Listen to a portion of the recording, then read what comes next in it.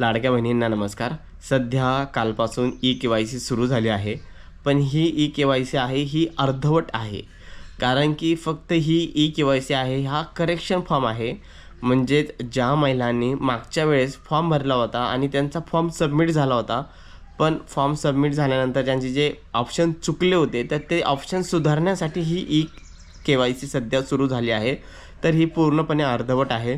पण ज्या महिलांचे मागील वेळेस फॉर्म सबमिट झाले नव्हते, त्यांना ओ-टी-पी येत नव्हता, विविध टेक्निकल इश्यू होते, विविध कारणे होते, यामुळे त्यांचा फॉर्म सबमिट झालेला नाही, त्या महिलांसाठी ही संधी नसणार आहे. त्यामुळे ही अर्धवट के-वाय-सी म्हणता येणार आहे. पण ही आता ई-के-वाय-सी कोणासाठी आहे, तर ही फक्त तुम्हाला एक रेशो सांगतो. अशा 20 ते 30% महिला आहेत. 100% पैकी आपण एक गेस करू की त्या महिलांचा फॉर्म चुकला होता आणि होय नाही, नाही होयमध्ये त्या गडबडल्या होत्या. पण अजून त्यामधले जवळ 70 ते 80% अशा महिला आहे की त्यांचा फॉर्मच सबमिट झाला नाही. त्यांना ओ-टी-पीच येत नव्हता, विविध टेक्निकल इश्यू होते. यामुळे काय झालं की महिलांचा आता जो करेक्शन फॉर्म आहे ना, तो फक्त त्याच महिलांना भरता येणार आहे की ज्या महिलांनी फॉर्म सबमिट करून की त्यांचं होय नाही, नाही होय झालं होतं, त्या महिलांसाठी त्याचा चान्स दिला आहे. पण आता या लाडक्या बहिणींचं काय? ज्या लाडक्या बहिणींचा फॉर्म सबमिट झाला नव्हता त्या लाडक्या बहिणींचं काय? तर अशा लाडक्या बहिणींना एक विनंती करतो की सध्या आता पोर्टल चालू झालं आहे.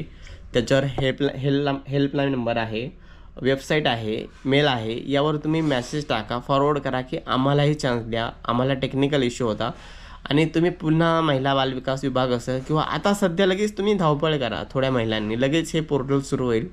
जोपर्यंत तुम्ही हालचाल करणार नाही ना, तोपर्यंत होणार नाही. कारण की यांनी सध्या आता आपण बघत होतो महिलांनी मोर्चा केला, उठाव केला, खूप पत्र गेले, विरोधी पार्टी असेल, म्हणजे खूप प्रत्यक्ष खूप तक्रारी गेल्या. त्यामुळे आता ही लाडकी बहीण ई-के-वाय-सी सुरू झाली, पण ही पूर्णपणे अर्धवट आहे.